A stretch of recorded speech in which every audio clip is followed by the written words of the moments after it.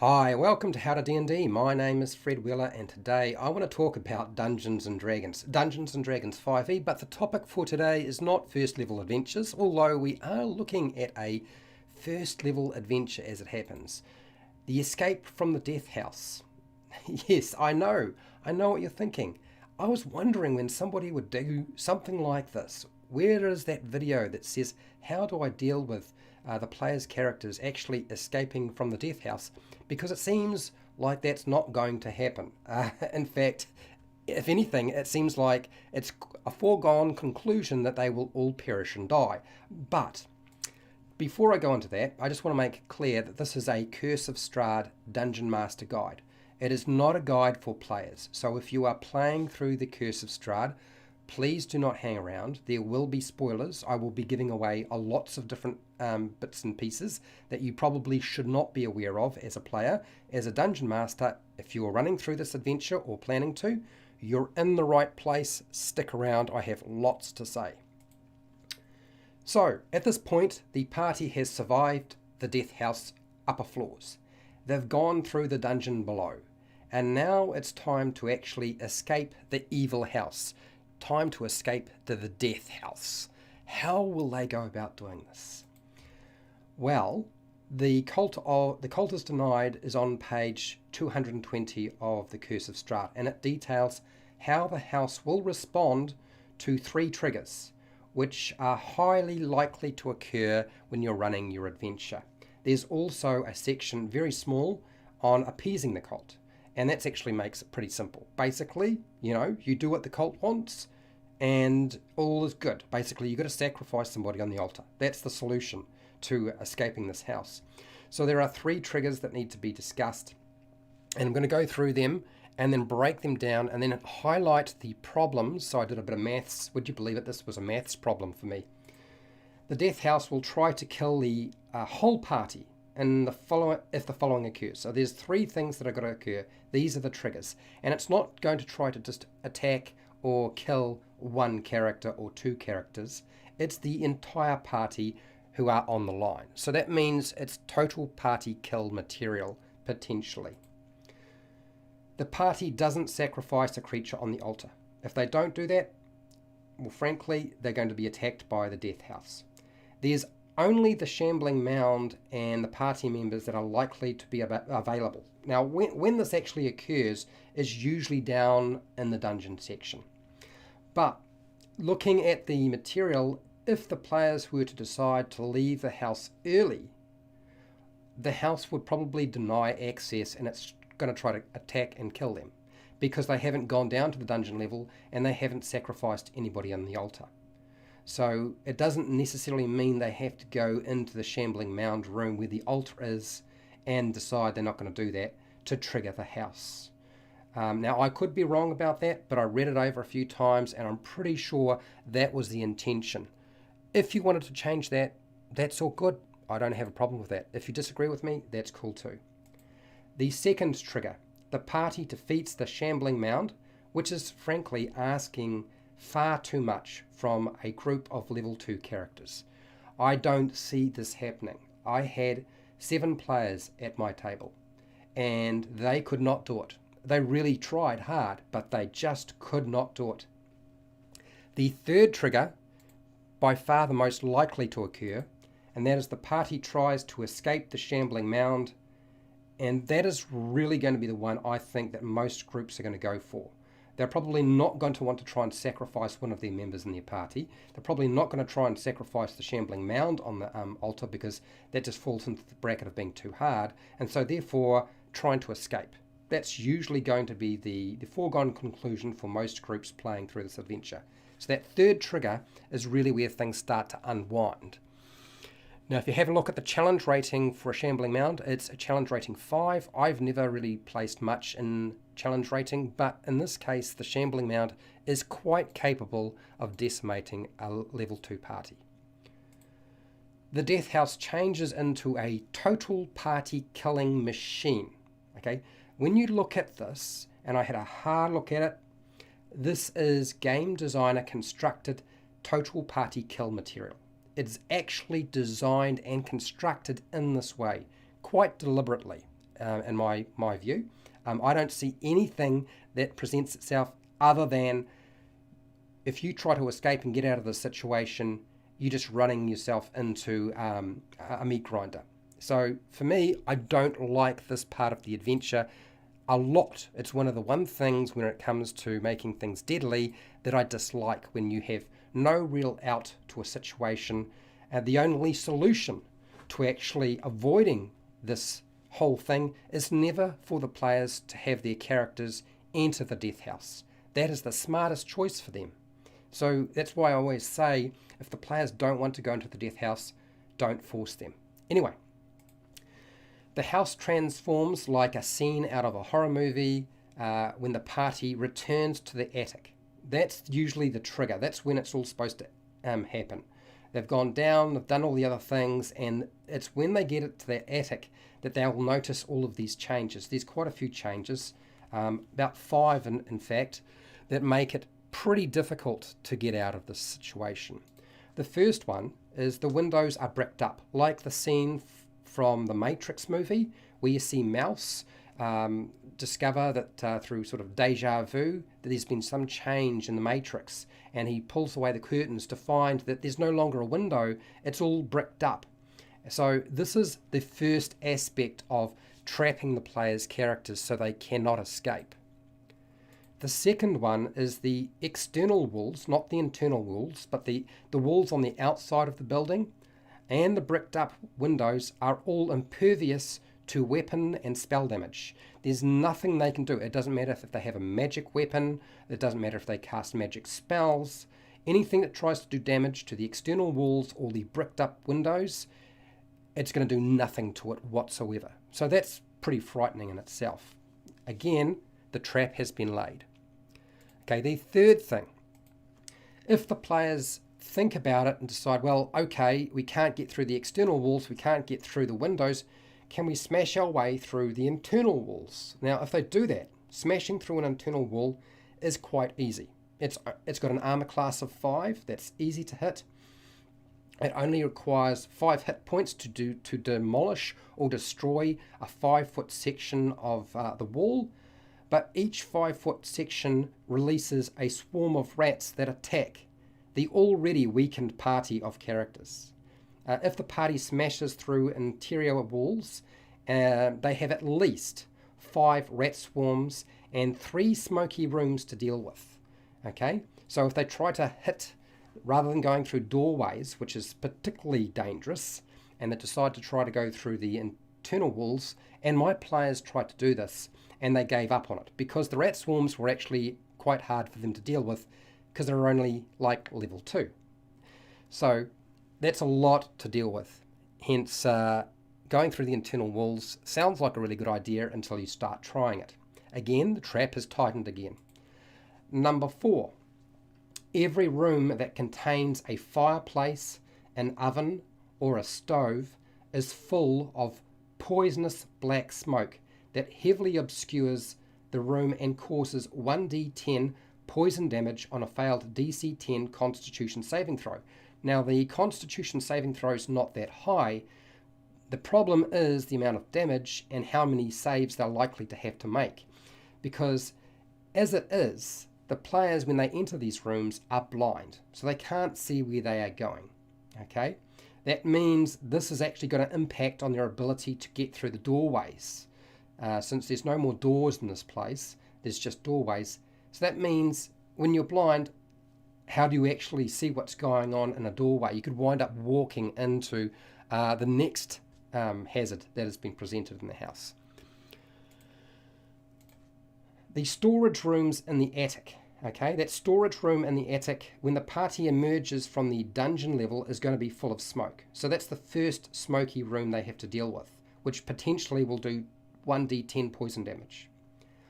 If they try to take the smartest route, which they may not be aware is in fact the smartest route, there is smoke included in the nursemaid's suit, because there is, as it happens, something that will produce black smoke that's poisonous. The upper hallway and the main hallway, and the reality is they are going to have to go through the upper hallway and the main hallway. they're almost absolutely going to have to contend with the storage room. So that means that there's going to be a minimum of 2 or 3 smoky rooms if they make the best decision and take the best route to pass through, depending on the party's route. So they're dealing with 2 or 3 smoky rooms to pass through depending on the party's route. That is one of the hazards they have to contend with. And each member is going to have to make that check. Number 5. This is the scariest one of all. All the doors are now replaced by slashing scything blades. And they're going to do 2d10 slashing damage on a failed DC 15 intelligence check. Now, they can only make the intelligence check if they can see what's going on, and they need to be standing in the room before they move through, okay, to actually inspect it for a period of time to make that intelligence check to try to get through without getting cut or damaged badly. And as it happens, the rooms they're likely to be in are going to be full of black poisonous smoke that are going to do damage pretty much straight away. Because they're going to have to make that Constitution saving throw, unless, of course, they're incredibly lucky. Otherwise, it's a DC 15 Dexterity Acrobatics check or a Dexterity saving throw, depending on how they approach the situation and what they do. And that's what happens when they try to pass through a doorway. So that is quite a lot to have to contend with when you're only level 2. But it gets worse because I decided to start counting up doorways, didn't I? And looking at potential routes. So I looked at 2 potential routes that I thought they could take that would minimize the amount of saves they would have to make, checks they would have to make, and the amount of damage they might potentially take. There are a minimum of 4 doorways to navigate to reach the nursemaid's suite balcony. Okay, if they get to the nursemaid's suite balcony, they then have to deal with the 22-foot drop, which means 2d6 falling damage if they jump down off there, unless they can reduce that with an acrobatics check or a strength check or something like that, maybe even a dexterity check, or they have a rope. If they have a rope and they can tie it off on the balcony, they can eliminate that. But that's still 4 doorways to navigate to get to the nursemaid's balcony and get out of the house. Otherwise, there's another route they can take which doesn't include the nursemaid's balcony. And that means a minimum of 5 doorways to navigate to reach the entrance of this house so that they can escape. That is a lot of checks to make, and potentially a lot of damage they would take. I found my party could not do it. They were desperate. They couldn't go through through the internal doors without dealing with the blades. They couldn't go through interior walls because of rats. They couldn't smash their way through external walls or windows because they're all bricked up and impervious to damage. The rooms are filling up with poisonous smoke, so they've got to make sure they're not in those rooms. And it was just getting to be a point where I knew nothing was going to go well for them if I allowed it to proceed. And so here are hopefully some useful ways of dealing with all of that, because it's a mess. Modifying the Death House escape to avoid a total party kill. There are 5 things that I looked at that you could do. There are probably far more than that, but these are the ones I'm going to suggest without making huge modifications or changing the level of the characters, which I know a lot of people don't want to do. So therefore, if you want to stick with the level that they are going to be presented with, which is like level 1, then level 2, then this is what I would suggest. First thing, remove the rat swarms that are pouring out of destroyed internal walls, because it's going to shut down the players trying to think smart. I thought that was a smart way to look at it. But it also meant they need to have a really good understanding of the layout of the house. And if they haven't taken note of the layout of the house, and many players won't do this anyway, so the chances are that using interior walls to escape is not going to be something they can really pull off, you're going to find that those rat swarms will decimate them, okay? I am sure there are player groups who are capable of dealing with all of this, and they think that everybody else is just making this as making a molehill out of nothing. But frankly, get rid of the rat swarms. That would be my suggestion to you. The second thing I would suggest is just have the rooms with fireplaces and ovens and stoves starting to fill up with black smoke, to give the characters time to move through those rooms quickly without taking damage. So make it clear the room is filling up quickly with black smoke and that they can't stay around and start investigating and searching the room and looting the place, because that's the whole concept behind that room filling with black smoke, is to force them out of the house faster. Okay, so you can still do that, but you don't need to force them to make Constitution saving throws and then potentially take damage. Now, if you have players who insist on staying in the room and you've made it clear they can move through that room but they need to be quick and they still want to stay there, then by all means then use the original setup or mechanic where they make a Constitution saving throw and potentially take 1d10 poison damage. Suggestion 3. I would only include 1 or 2 blade trap doorways, with the last one being the front door entrance or the nursemaid's suite balcony doorways. Okay, so the external doors that would allow them to get out of the building. Make sure there is a scything blade trap on that one, because they can still get through, but they'll be unconscious once they drop. It's not like they necessarily have to fall unconscious or wind up with a dead character just as they are moving through. They move through the blades, they take the damage, they're on the other side, and hopefully they are conscious, but if they're not and they're dead or they fall unconscious, then somebody can at least drag them away from the house. Unless, of course, everybody winds up in that same pickle. But that would be my suggestion to you. I found my players could deal with about 2 doors, and once they'd passed through 2 doorways, they really couldn't do very much, and they realised that mathematically it was not going to be possible to achieve. So shutting down a lot of those doorways is going to be important. Now, why? Well, this is, like I said, it's most likely that the characters are going to be limited to only 1 or 2 doorways before they wind up either dead or falling unconscious, and we don't want them to be stuck in a position like Pooh where he just can't get out. Trust me, it'll work much better if you do it that way. Okay, number 4. Even if the players think about it and think, oh, okay, we've tried to smash through the windows that are bricked up, we can't do that. We can't smash through the external doors, that doesn't walls, that doesn't work. We don't want to move through the doorways because that's too dangerous. We can't smash through the internal walls because it's full of rats. Well, what about we smash our way through the floor? And that's actually something in the adventure that is not stated. So the floor does not self-repair. It's not impervious to damage. So they can smash their way through there, and there doesn't appear to be any penalty. There's only a little bit of a problem with this, and I'll explain to you, because I looked at, even if the players select exactly the right spot in the floor to smash through those floors to get all the way down to the bottom floor, they have to pass through 3 smoky rooms and 2 doorways, and they have to do that and move through them, and they'll be blind most of the time. Most of the time they're going to be blind. They won't be able to see nothing. Okay, that in itself is a problem. Hence, when you alter and change the smoky rooms, make sure they can see.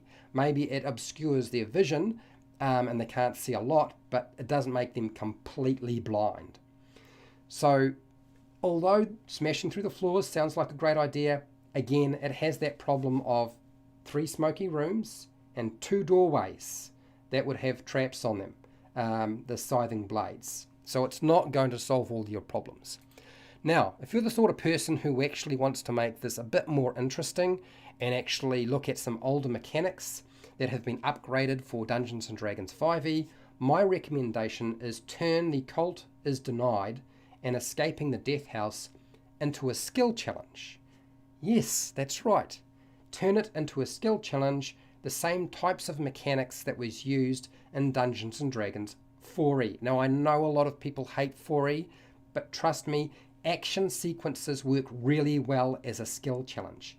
And if you go into Drive-Thru RPG, you will find that there is, in fact, already written up a skill challenge you can use. Or you could simply make up your own based on the different hazards that are available and just tweak the way the damage is dished out to your players' characters, rather than it being quite so high, considering you're dealing with very low characters. That is probably the best piece of advice I can give you, is just adjust the way the mechanics work and go with the skill challenge. And I recommend trying that one out.